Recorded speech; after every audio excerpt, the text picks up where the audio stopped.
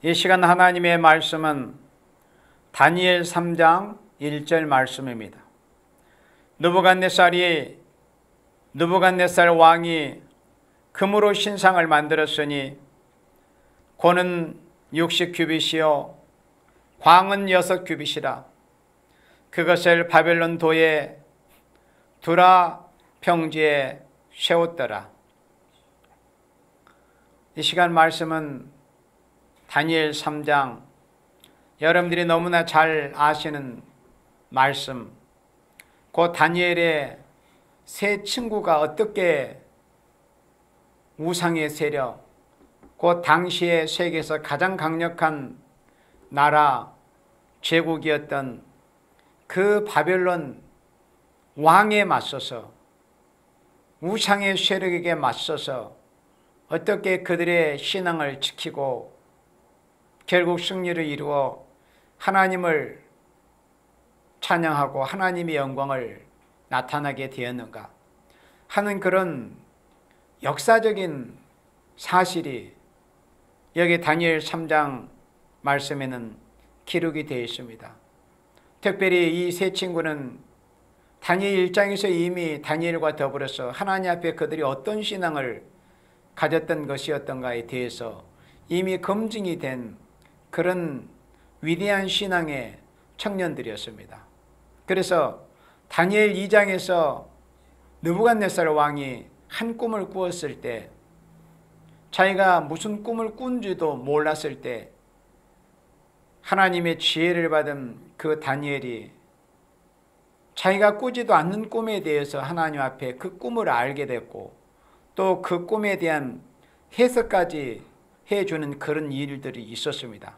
그런데 2장에서 꿈의 해석을 이제 다니엘을 통해서 해줄 때 결국 2장의 말씀의 내용이 이 세상 나라의 역사, 결국 이 세상은 결국 우상과 같다. 결국 우상의 세력이다. 결국에는 아무리 이 세상에 나라가 강대하고 영화롭고 화려하게 영광스럽게 보일지라도 결국에는 하나님께서 다 심판해 버리시고 이 땅에 하나님의 나라, 그리스도의 나라가 이 땅에 이루어진다는 것이 그 다니엘 2장 그 꿈의 핵심이었습니다. 그런데 오늘 여기 3장 말씀은 그 느부갓네살 왕이 다니엘을 통해서 그 꿈의 해석을 들었을 때 결국에는 아무리 내가 이렇게 위대한 나라를 세웠다 할지라도 결국에는 내가 세운 이 나라는 결국 망할 것이다. 그리고 결국에는 하늘의 하나님께서 이 세상 나라를 하나님의 나라로 이루시는 것으로 결국 결말을 낼 것이니 내가 이 땅에서 사는 날 동안에 하나님을 두려워하고 경외하고 어떻게 하든지 하나님만을 찬양하고 하나님을 영화롭게 하는 삶을 살아야 되겠다. 이렇게 그 꿈에 대한 바른 의미를 그 느부갓네살 왕이 자기가 받아들이고 그 꿈에 대한 바른 이해가 있었더라면 이런 3장과 같은 일이 벌어지지를 않았던 거죠. 그런데 항상 이 우상 숭배자들의 모습, 또 귀신에 접한 자들의 모습, 세상의 허탄한 것들을 따라가는 사람들의 그 모습의 특징이 뭐냐면은 모든 것을 아주 능숙격으로 해석을 하는 겁니다. 자기 이익에 부합하게만 모든 것을 자기에 맞춰서 자기 중심으로. 그래서 이 느부갓네살 역시도 그 꿈의 해석을 잘못되게 이해를 한 거예요. 마치 자기가 세운 그 나라가 금머리에 해당한다. 그러니까는 굉장한 그런 자부심과 그런 자긍심, 그런 교만한 마음이 이제 결국은 갖게 된 거죠. 그래서 그 꿈의 해석을 잘못 이해를 해서 자신과 자신의 나라를 상징하는 우상을 결국에는 여기 다니엘 3장에서 만들게 되는 이런 모습을 볼 수 있습니다. 그래서 디모데후서 4장에서도 그런 말씀이 있어요. 결국은 왜 사람들이 바른 교훈을 받지 않을 것인가, 바른 교훈을 받지 않게 되는 그 이유를 말씀할 때 그들은 귀가 가리워서 바른 교훈을 받지 않은데 결국은 자기의 사욕, 그래야 자기의 그 욕심을 따르기 위한 그런 스승을 많이 두고자 하기 때문에 하나님의 진리의 말씀은 받으려고 하지 않고 또 바른 교훈은 들으려고 하지 않고 그저 잘못된 비진리, 우상이나 섬기려고 하는 자기의 욕심 탐욕이나 채우고자 하는 어떤 일확천금이나 꿈꾸는 이런 잘못된 그 소리만 받아들이려고 하는 겁니다. 그게 디모데후서 4장 3절 말씀 그대로 자기의 사욕을 좇을, 그래야 자기의 욕심만 채우고자 하는 데서 결국에는 그 결과가 우상으로 빚어지게 되고 걔는 우상 숭배라는 그런 모습으로 나타나게 된다는 것을 우리는 성경을 통해서 분명하게 확실하게 알 수 있습니다. 결국 우상 숭배라고 하는 것은 인간의 자기 욕심, 그래서 욕심이 잉태한 적 죄를 낳는다고 그랬어요. 욕심이 잉태하면은 이 세상의 인생들이 욕심이라는 것을 갖게 되면은 백발백중 반드시 우상 숭배자가 됩니다. 욕심이 잉태한 적 죄를 낳는다고 그랬습니다. 우상 숭배의 죄를 범하게 됩니다. 죄가 장사한 적 사망에 이르느니라. 천지를 창조하시고 복에 근원이신 하나님을 바로 섬겨야만이 우리가 구원받고 죄를 씻음받고 영생을 얻고 영원한 영광의 기업을 받을 것인데, 욕심이라는 것이 잉태하면은 그 욕심이라는 통로를 통해서 미혹의 영이 들어가지 않습니까? 그래서 그 욕심을 통해서 자기 안에 우상을 만들어냅니다. 영적인, 무영적인 우상, 또 눈에 보이는 유형적인 우상을 막 만들어내는 겁니다. 그래서 결국에는 우상 숭배자들이 그 정체, 그러니까 그 영적인 그 정체라는 것이 욕심 때문에 그렇다는 것을 알 수 있습니다. 그래서 성경에서도 골로새서에서도 3장에서 탐심이 곧 우상이라는 것을 말씀을 한 겁니다. 결국에는 욕심이라는 것이 우상으로 연결어집니다. 이 느부갓네살 왕 역시도 그는 그 꿈의 해석을 들었을 때 하늘의 하나님을 두려워하는 모습을 보이는 그런 자세 모습을 잠깐 가지기는 했어요. 그러나 그 역시도 바른 신앙을 가졌던 그런 사람이 아니었기 때문에 결국에는 그 꿈의 해석을 자기의 그 욕심을 채우고 자기 스스로 인간의 영광을 나타내는데 결국에는 그것을 사용해버렸던 이런 모습이 이제 보여지게 되는 것입니다. 다시 여기 다니엘 3장 5절 말씀에 이제 자신의 그 잘못된 그 이해, 그 꿈을 잘못 이해함으로 인해서 자기의 그 욕심과 자기의 그 영광을 나타내고자 하는 그런 생각에서 결국은 우상까지 만들어 내게 하고 우상을 두라 평지라는 곳에 세웠습니다. 그 높이는 대략 27m 이상이 되는, 그러니까 한 규빗은 대체적으로 45cm를 그렇게 말을 합니다. 그래서 45cm로 계산을 하면 27m예요. 좀 더 넉넉히 계산하면 한 30m 되고, 그러니까 30m 가까이 되는 그렇게 굉장히 높은, 그리고 이제 넓이는 2.7m 내지 한 3m 정도, 그러니까 기형적으로 아주 막대기를 마치 세워놓은 것 같은 이런 우상을 두라 평지에다 세워놓은 거예요. 그 평지에다가, 그러니까 한 30m 가까이 되는 높이가 되면은 멀리 있는 사람들도 쉽게 볼 수 있는 그런 모습으로 우상을 세워놓게 됩니다. 그리고 바벨론 제국 하에 있는 모든 고위 관리직들을 다 이제 소집을 한 것입니다. 두라 평지로 모여라. 그렇게 해서 자기가 만들어 놓은 그 우상 앞에 절하게 하는 이런 모습이 이제 보여집니다. 다니엘 3장 5절에 너희는 나팔과 피리와 수금과 사면금과 양금과 생안과 및 모든 악기 소리를 들을 때 엎드려 느부갓네살 왕이 세운 금신상에게 절하라. 그러니까는 그 사람이 욕심을 가짐으로 인해서, 그 욕심을 바람으로 인해서 자기 자신도 하나님 앞에 얼마나 많은 죄를 범하며 또 여러 사람을 하나님 앞에서 얼마나 크고 많은 죄를 범하게 하는 것을 알 수 있습니다. 한 사람의 욕심으로 말미암아서 인류의 역사를 이렇게 추적해 보면은 그 한 사람의 욕심, 한 사람의 잘못된 그 욕심과 잘못된 영웅심의 욕심 때문에 얼마나 많은 사람이 수억, 수십억, 수백여 개의 사람들이 피해를 입고 죽어갔던 게 오늘날 인류의 역사였습니다. 뭐 고대든 근대든 현재든 그 개인적인 그 욕심 때문에. 욕심. 그래서 결국에는 그 욕심의 발로로 인해서 금신상을 만들게 되고, 그리고 그 금신상에 절하게 하는, 그러니까 우상 숭배의 죄를 범하게 하는 이런 일이 있게 된 겁니다. 이제 우상 숭배의 이제 시험이 이제 있게 된 겁니다. 하나님의 사람들에게도 피할 수 없는 일이 되고 만 겁니다. 6절에 누구든지 엎드려 절하지 아니하는 자는 즉시 극렬히 타는 풀무에 던져 넣으리라 하며, 그러니까 이 우상을 만들어내고 우상을 섬기게 하는, 또 우상 숭배자가 되면은 얼마나 그 성격이 난폭하고 사납고 마치 동물성을 가져, 마귀는 동물성을 가졌습니다. 원래 동물이었으니까, 옛뱀. 그래서 누구든지 엎드려 절하지 아니냐는 즉시 극렬히 타는 풀무에 던져 넣으리라. 그러니까 이게 사람이 할 짓입니까?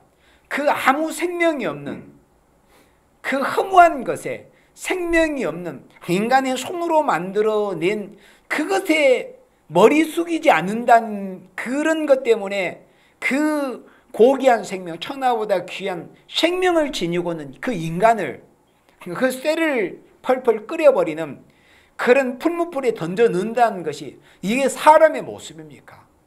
그러나 사람에게 욕심이 들어가고 우상 숭배자가 되어버리면은 이렇게 사람의 모습, 사람의 이성을 상실해버립니다. 그래서 성경 말씀에는 그러한 자들에 대해서 이성 없는 짐승과 같다는 그런 표현을 성경에서는 말씀하고 있습니다. 이성 없는 짐승. 하나님을 떠나버리고 우상 숭배자가 되어버리고 이성마저도 마비되어버립니다. 이성 없는 짐승처럼 되어버리는 겁니다. 어찌 사람을 쇠를 녹이는 풀무불에 던져놓을 수 있답니까? 무슨 그들이 사람을 죽인 것도 아니고, 무슨 나라에 반역을 한 것도 아니고, 굉장히 나라에 큰 피해를 끼친 것도 아닌데, 그 생명이 없는 우상에게 절하지 아니했다는 그 조건으로 그 살아있는 생명을 풀무불에 던져넣어. 이게 사람의 모습입니다. 그러나 사람에게 욕심이 들어가고 우상 숭배자가 되어버리면 이런 모습을 넉넉히 보일 수 있다는 것을 우리가 알아야 됩니다. 그래서 우상을 미워하고 우상과 싸워야 되고, 결코 우상의 세력과 타협을 결코 해서는 안 된다. 결코 우상만큼은 결단코 용납하지 아니해야 된다는 것, 이런 모습을 통해서 우리가 교훈을 얻어야 됩니다. 우상 숭배자가 되면은 자신들도 모르겠지만 이런 모습들을 다 보이게 됩니다. 이런 극악무도한, 무자비한 이런 모습을 보이게 됩니다. 하나님께서 하나님의 사람 모세를 통해서 율법을 주실 때, 그 율법의 핵심 중에 핵심인 십계명을 주실 때 율법의 가장 첫 번째 되는 계명이 뭡니까? 하나님 외에 다른 신을 섬기지 말라는 거 아닙니까? 그러니까 우상을 숭배하지 말라는 거. 사람이든 사람의 형상이든 인형이든 뭐 산자든 죽은 자든 나무든 돌이든 철이든 노시든 무엇이든지 간에 하나님 외에 다른 것을, 다른 신, 다른 우상을 섬기지 않고 그러한 모습도 만들지도 말라는 것이 하나님의 계명 아닙니까? 죄 중에 제일 큰 죄, 죄 중에 으뜸가는 죄가 우상 숭배의 죄입니다. 자, 그래서 이 느부갓네살의 이 극악무도한 이 명령이 이제 반포가 됩니다. 누구든지 엎드려 절하지 아니하는 자는 즉시 극렬히 타는 풀무에 던져 넣으리라며. 7절에 모든 백성과 나라들과 각 방언하는 자들이 나팔과 피리와 수금과 사명과 영음과 및 모든 악기 소리를 듣자 곧 느부갓네살 왕이 세운 금신상에 엎드려 절하니라. 이제 주님한 이런 명령이 머리 숙이지 않으면 다 이제 풀무에 던져지는 그런 끔찍한 꼴을 이제 당할 것이 두려워해서 거기에 참집했던 모든 자들이 다 금신상에게 엎드려 절했습니다. 이런 우상 숭배의 시험이 왔던 거예요. 하나님의 사람들에게, 아까 말씀했던 것처럼 하나님의 사람들에게도 언제든지 우상숭배의 시험이 있습니다. 예나 지금이나 지금도 그 일은 진행이 되고 있습니다. 우상숭배의 시험이 있습니다. 8절에 그때 어떤 갈대아 사람들이 나와 유다 사람들을 참수하니라. 그러니까 이렇게 느부갓네살이 뭔가 단을 높이 쌓아가지고 모든 회중을 이렇게 바라볼 수 있는 그런 구조로 그런 자리에 있었는지 아니면 다른 사람과 똑같은 위치에 있었는지는 알 수는 없지만은 어쨌든 이 느부갓네살 왕이 준엄한 그런 포악무단 명령을 반포했을 때 모두가 자기 그 준엄한 명령에 복종할 줄 알고 있었어요. 그런데 웬걸 그때 어떤 갈대아 사람이 나와 유다 사람들을 참수하니라. 그러니까 그 느부갓네살에 너희는 모두 이 우상 앞에 엎드려 절하라. 우상 숭배를 강요했을 때 그들이 다 우상에게 엎드려 절하는 줄 알았는데, 모두가 그렇게 알았는데 그렇지 않는 사람들이 몇 명 있었다는 것을 이제 보고하는 겁니다. 여기서 참소하니라 그랬습니다. 참소는 고자질했다는 거죠. 참소하니라. 참소라는 의미는 고자질했다는 겁니다. 고자질. 고소했다. 고자질했다. 유다 사람들을 고자질 참소한 겁니다. 마귀는 우리 하나님의 사랑하시는 생명들이 하나님께 대한 온전한 신앙을 지키고자 할 때 천지를 창조하신 생명의 근원이시여 복의 근원이시며 생사하복을 주장하시는 창조주 여호와 유일하신 여호와 하나님만을 온전히 섬기고자 할 때 우리의 구세주이신 그리스도 예수님만을 우리가 신앙하려고 할 때 마귀는 반드시 하나님의 사랑하시는 생명들을 참수합니다. 100% 참수합니다. 반드시 참수하게 되었습니다. 또 마귀는 그게 자신들의 사명이에요. 욥기 1장에서 우리가 충분히 보았지 않습니까? 욥은 얼마나 하나님 앞에 온전하고 순전한 그런 사람이었습니까? 이 마귀 사탄은 그런 꼴을 보지를 못하는 거, 배가 아픈 거예요. 마귀는 하나님을 바로 섬겨보려고 하고 우상의 세력과 싸워보려고 하는 사랑하시는 하나님의 사람들을 반드시 참수하는 것이 마귀가 하는 짓거리라는 것을 우리는 분명히 알고 있어야 됩니다. 그래서 참소가 들어왔습니다. 이거는 100% 들어올 수밖에 없는 참소입니다. 마귀가 이 세상에 존재하고 있는 한 예수님 재림하셔서 붉은 용 마귀를 무정하게 던져서 잠궈 버리기까지는, 가두어 버리기까지는 이런 참소가 끊이지 않다는 것을 알고 있어야 됩니다. 신앙적으로, 지식적으로라도. 하나님을 잘 섬겨보려고 할 때 마귀의 참소가 있다는 것을 알아야 합니다. 특히 우상과 싸우려고 할 때. 여기 11절로 넘어가서 누구든지 엎드려 절하지 아니하는 자는 극렬히 타는 풀무 가운데 던져 넣음을 당하리라 하지 아니하셨나이까. 그러니까 갈대아 사람이 이제 자기의 그 동족들도 아닌데 저기 멀리서 포로로 잡혀온 그 유다 사람들이 보니까는 그 존엄한 제국의 황제인 느부갓네살 왕의 그 명령을 정면으로 거부하고 있는 그런 모습을 보이고 있는 것에 대해서 이제 참소를 한 겁니다. 그러면서 왕의 그 존엄한 명을 다시 한번 상기를 시키는 거죠. 행여라도 다니엘을 느부갓네살이 총애했었고 다니엘의 세 친구를 느부갓네살이 총애했던 것을 그들은 알고 있었습니다. 그런데 아마 그런 것을 찾고 있는 데 얼마나 또 잘 됐다고 생각을 했겠습니까? 그런 모습이 다니엘 성경에 여러 번 나오지 않습니까? 때는 이때다.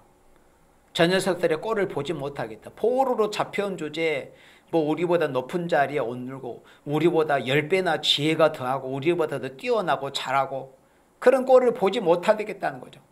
그게 참소하는 자들의 전형적인 모습입니다. 참소하는 자들의 모습. 12절에 이제면 유다 사람 샤드락과 메삭과 아벳느고는 왕이 세워 바벨론 도를 다스리게 하신 자이거늘. 1장에서 이런 모습이 보여줬습니다. 다른 청년들보다 그 지혜가 10배나 더한 모습이 보여줬습니다. 그래서 다니엘은 총리, 그리고 나머지 다니엘의 세 친구는 바벨론 각도의 방백으로 세운 겁니다. 그러니까 제국의 방백이니까 요즘 같으면 한 나라 정도를 맡아서 다스리고 있었던 그런 뛰어난 유다 청년들이었습니다. 세 청년들. 이 사람들이 왕을 높이지 아니하며 왕의 신들을 섬기지 아니하며 왕이 세우신 금신상에게 절하지 아니하나이다. 그러나 계속 이제 느부갓네살 그 왕의 그 심령을 이제 좋지 않는 방향으로 부추기고 있잖아요. 막 부하가 일어나도록. 그러니까는 그 악의 격동을 일으키게 하는 것이 바로 마귀들이 하는 짓입니다. 우리는 성령님께서는 우리에게 거룩한 격동, 거룩한 흥분, 학개 1장처럼 학개가 외쳤을 때 이스라엘 백성들이 자기들의 죄와 부족과 나태한 상태를 깨닫고 거룩한 흥분을 받았습니다. 그러나 마귀는 잘못된 격동, 막 사람을 미워하게 하는 격동, 사람을 막 죽이게 하는 격동, 못된 짓거리를 하게 하는 그런 악한 격동을 주는 것이 사탄의 마귀가 하는 짓입니다. 13절에 느부갓네살 왕이 노하고 분하여 사드락과 메삭과 아벳느고를 끌어오라 명하며 드디어 그 사람들을 왕의 앞으로 끌어온지라. 느부갓네살이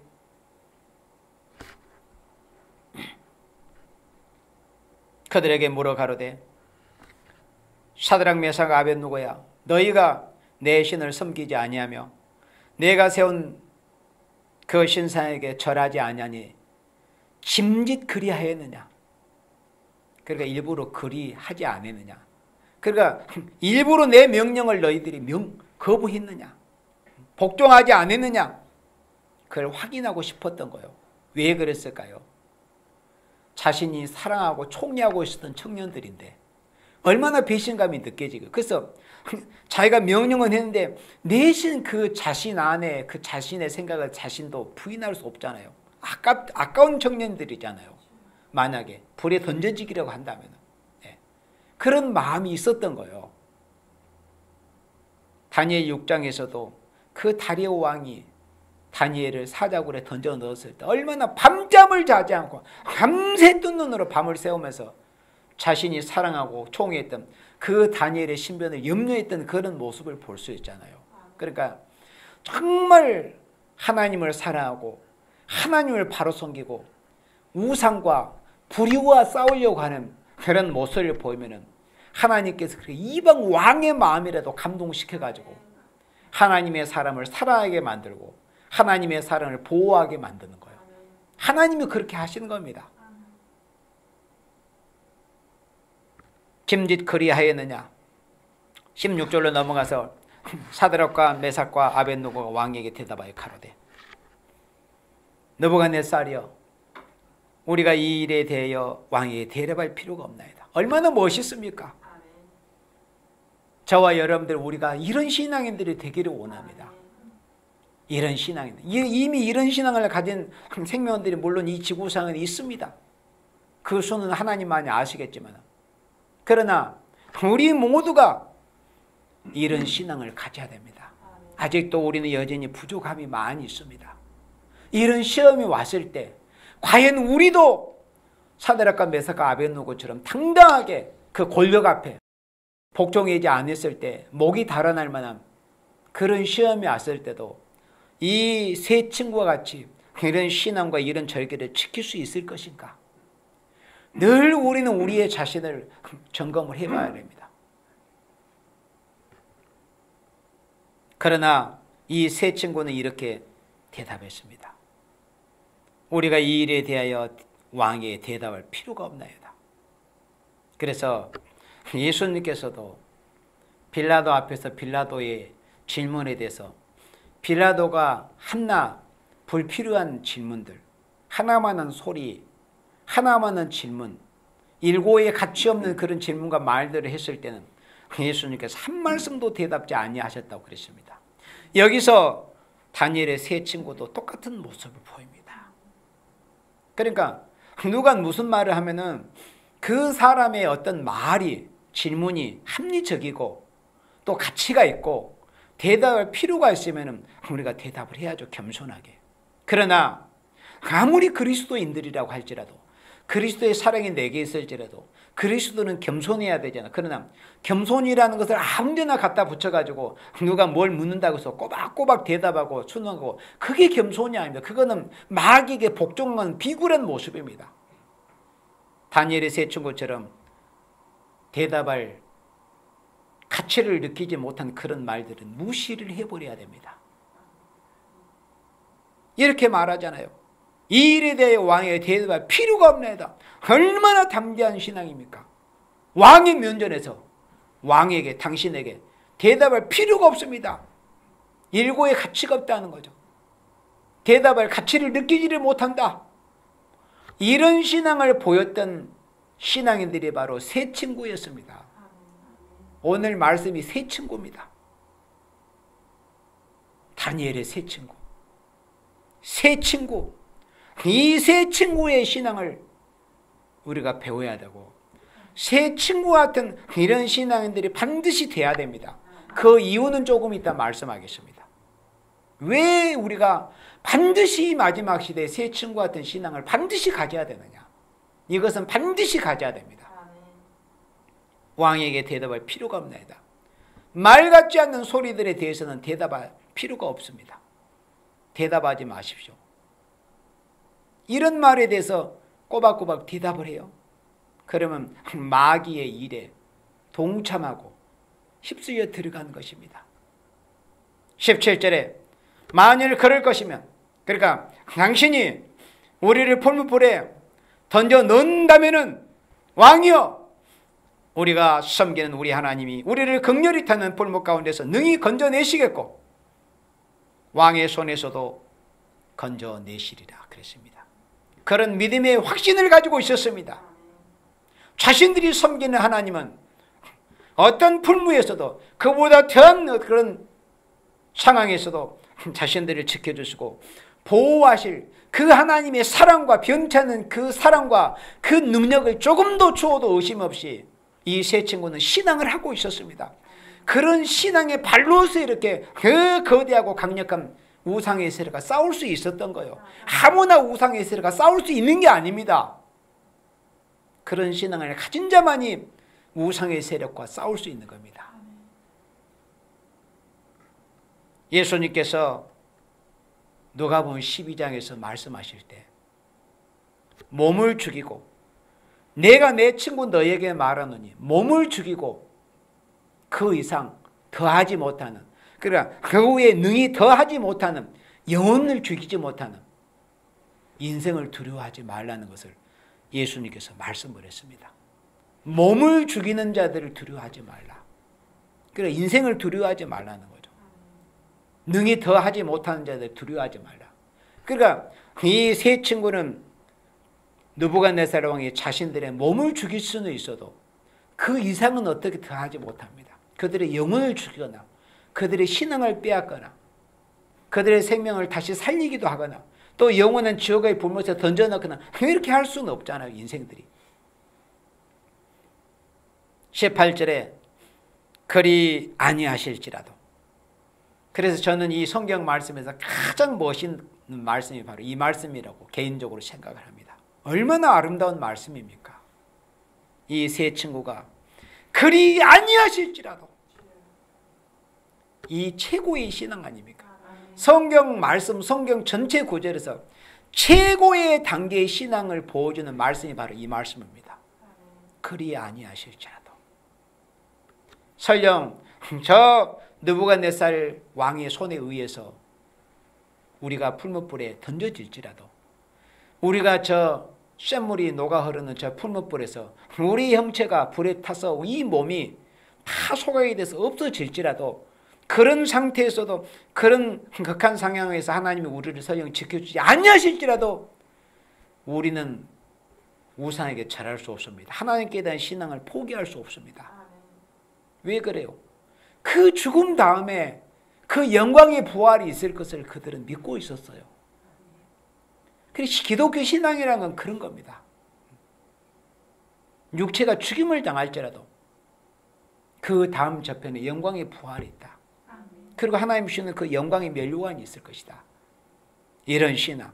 그래서 그리 아니하실지라도 왕이여 우리가 왕의 신들을 섬기지도 아니하고 왕의 세우신 금 흰상에게 절하지도 아니할 줄 아옵소서. 오히려 협박하고 있잖아요. 조곤조곤 한 번만 살려 기회를 한 번만 더 주세요. 예, 제가 잠깐 가서 머리라도 숙이겠습니다. 아이, 그렇게 하죠. 저희가 잠깐 정신을 차리지 못하고 있었던 것 같습니다. 그러나 이제라도 저희들에게 시혜를 베풀어 주셔서 기회를 한 번 주시니 감사합니다. 이렇게 했습니까? 당신의 말에 대해서 일고의 가치가 없다. 대답할 필요가 없습니다. 하나님이 우리를 풀목 가운데서 지키지 아니하실지라도 그리 아니하실지라도 우리는 당신이 세운 그 악법이 우상, 생명은 우상, 인간 당신을 우상하거나 당신 앞에 머리를 숙이거나 당신이 만들어 놓은 생명은 헛개비 우상단지에게 우리는 머리를 숙일 수 없습니다. 왜입니까?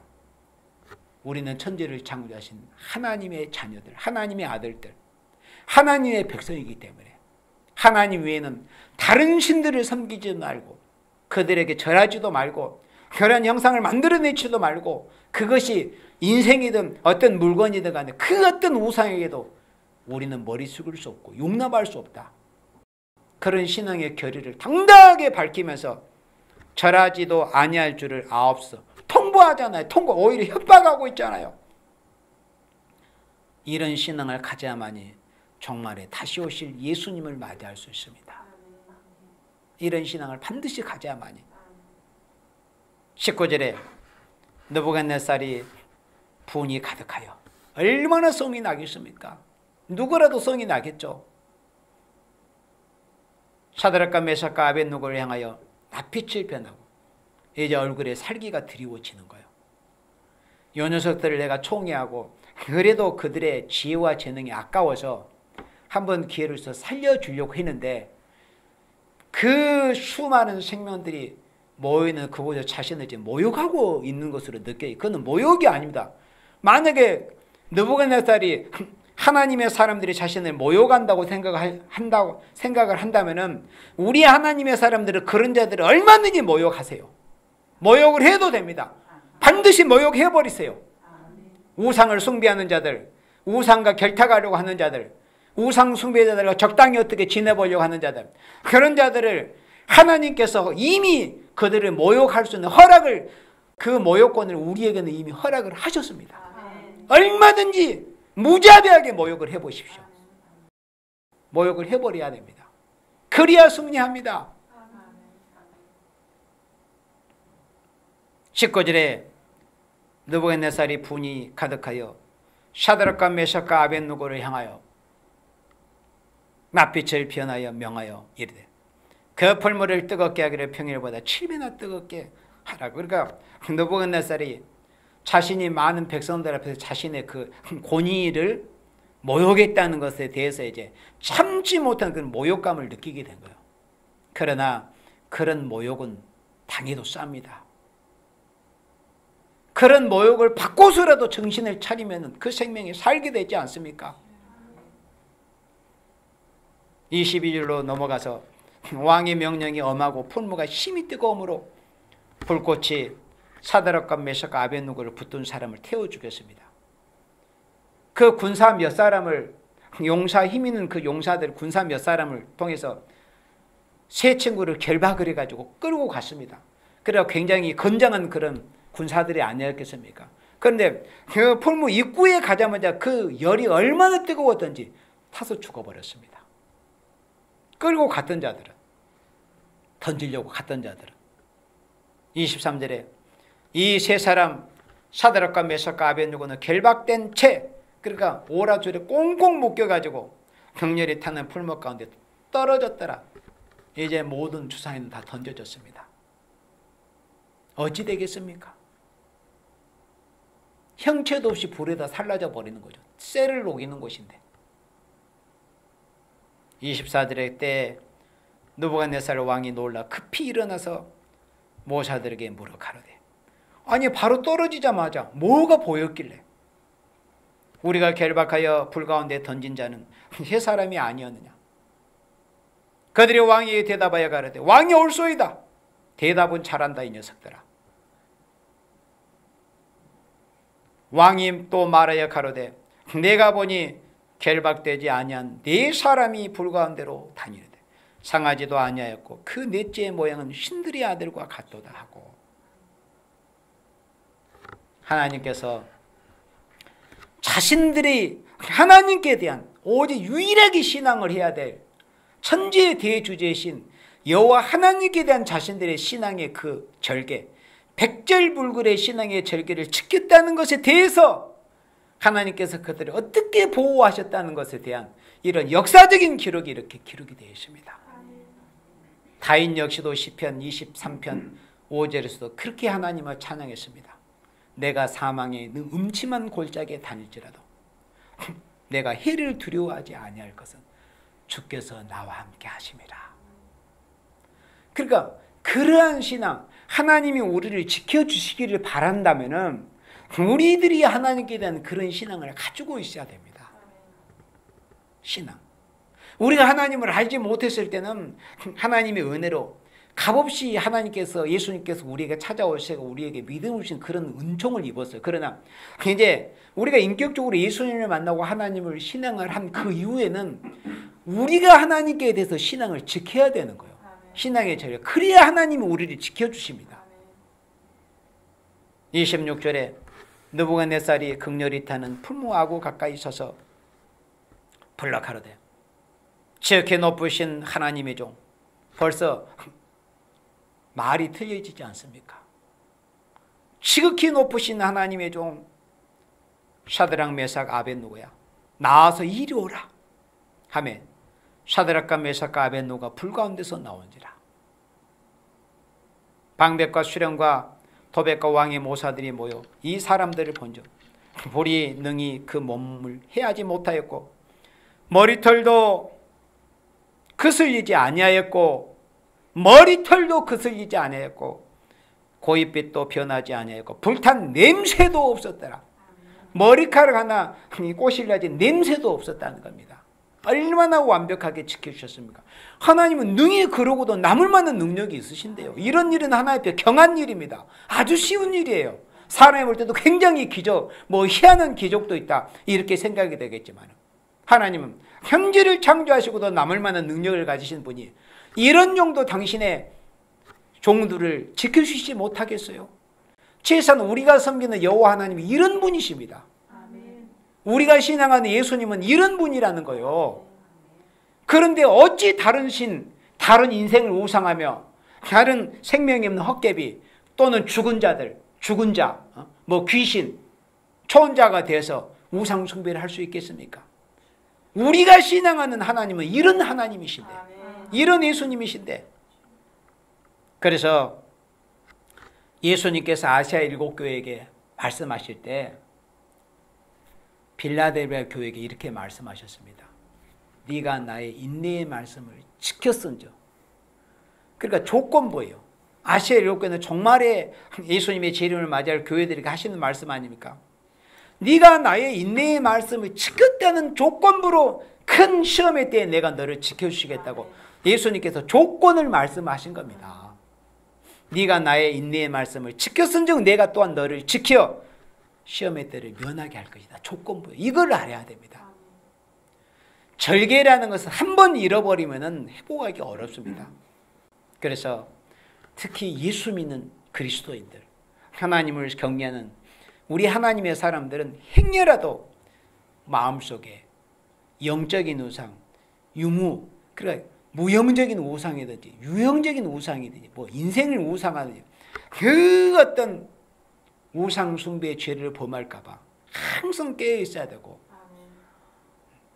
우상 숭배의 죄악으로 인해서 인간들이 그 받는 그 피해와 그 보응이란 것은 다 겪어본 사람은 누구나 다 그 보응이 얼마나 두렵고 혹독하다는 것을 알 수 있습니다. 우리도 다 지난날 우상 숭배로 인한 그 죄악의 보응을 여전히 우리에게 흔적이 지금도 있습니다. 우상 숭배를 하면 어떤 그 복을 받게 된다는 것을. 그러나 반대로 우상과 싸우고 우상 숭배자들과 싸우고 우상의 세력들과 싸우고 하나님께 대해서 신앙의 정절을 지키려고 할 때 하나님께서 주시는 그 은혜와 그 축복과 그 영광은 어떻게 비교할 수가 없는 그런 영광이 있다는 겁니다. 우리의 신앙을 지키게 될 때 사도 바울도 디모데에게 그런 말씀을 했습니다. 내가 이제 내 신앙 달려갈 길을 마치고 이후에는 재판자이신 예수님께서 나에게 어떤 그 영광의 멸류관을 주실 것에 대한 그런 너도 그렇게 싸우라는 거죠. 우리에게 하시는 말씀이에요. 우리에게 그런 주님이 오시는 그날까지 신앙의 정절을 지켜라. 그래서 변화 송도의 예표가 되었던 엘리야 있잖아요. 지난 몇 달 전에 제가 변화 송도의 예표가 됐던 엘리야에 관한 말씀을 전한 적이 있습니다. 작년이죠. 엘리야의 그 특징이 뭐죠? 우상의 세력들과 싸웠습니다. 우상과 싸우고 우상의 세력들과 자기의 생명을 걸고 싸웠어요. 우상의 생명과 싸워가지고 승리한 그 엘리야가 결국에 하나님께로부터 새 힘이 임해가지고 아합의 마차 앞에서 뛰고 그리고 하나님께서 불려가시는 정한 때 죽음을 보지 않고 불술에 의해서 승천한 변화송도 예표가 됐던 그 종이 엘리야입니다. 말라기 선지가 예언하기를 예수님 초림 때도 세례 요한이 엘리야였고 예수님 재림하실 때도 예수님의 재림의 길을 예비하는 그런 사명자들 엘리야로 말라기 선지자는 예언을 했습니다. 그러면 우리도 주님의 재림을 영접할 소망을 가지고 주님의 재림의 길을 예비하는 사명을 가지기 위해서는 사명을 감당하기 위해서는 우리도 엘리야의 성정을 가지고 엘리야의 심령을 가지고 엘리야 같은 그런 신앙과 엘리야 같은 그런 사명을 해야 됩니다. 엘리야는 바알의 우상의 세력 모두가 다 바알 우상에 빠져 있었던 그 북이스라엘에 대해서 하나님 저 혼자만 남았습니다. 그리고 그 열왕기상 18장에서 이스라엘 백성들의 일부를 모이게 했습니다. 전부 하나님 여호와 하나님이 참신인지 이 가짜신 바알이 참신인지 한번 결판을 내자. 그런 결판을 자기의 생명을 건 그런 싸움을 했습니다. 우상과의 싸움. 그래 우상과의 싸움이란 그렇게 만만치 않습니다. 자칫 잘못해서 생명을 잃을 수도 있어요. 하지만은 다니엘의 세 친구와 같이 자기의 생명을 하나님께 대한 신앙의 정절을 지키고자 하는데 내어놓기를 각오하고 필사즉생의 각오로 하나님 앞에 신앙을 지키면은 머리털 하나 상하지 않도록 하나님이 지켜 보호해 주시는 것이 이 성경에서 보호하시는 하나님의 보호의 역사입니다. 우상과 싸웠던 세 친구는 물과 불의 피해를 당치 않을 변화송도의 예표입니다. 아까 제가 말씀했죠. 왜 우리는 이 마지막 시대에 세 친구와 같은 신앙을 반드시 가져야 되느냐. 이사야 43장 2절에서 그런 말씀이 나옵니다. 종말에 서실 변화송도를 하나님이 말씀하실 때 내가 물 가운데로 지날 때 내가 함께할 것이다. 강을 건널 때도 물이 너를 침몰치 못한다. 물이 피해를 당하지 않는다. 그리고 네가 불 가운데 지날지라도 행할지라도 타지도 아니할 것이고 불꽃이 너를 사리지도 못할 것이다. 그러면 이 인간 종말에 하나님이 변화송도를 들어 쓰시는 종들의 모습 그 역사가 이사야 43장에 이렇게 기록이 되는데 그런 역사 예표적인 역사가 구약에서 이미 보여졌습니다. 세 친구를 통해서 다니엘의 세 친구를 통해서 그들의 품무에 던져졌을 때 그 머리털에 가나 그슬릴 냄새도 없었습니다. 얼마나 강권으로 지켜주셨길래 불의 피해를 당치 않도록 해주셨어요. 그래서 종말의 변화송도는 물과 불의 피해를 당치 않는 그런 역사를 실질적으로 하면 이건 비유가 아닙니다. 그런데 그 역사가 예표가 실제로 보여졌잖아요. 세 친구를 통해서. 그럼 그 세 친구가 자신들이 하나님 앞에서 사람 앞에서 하나님과 사람 앞에서 어떤 모습을 보였길래 불꽃의 피해를 당하지 않았습니까? 우상에게 굴복하지 않았습니다. 우상의 세력과 싸웠습니다. 우상과 싸웠습니다. 우상의 권력자들과 싸웠습니다.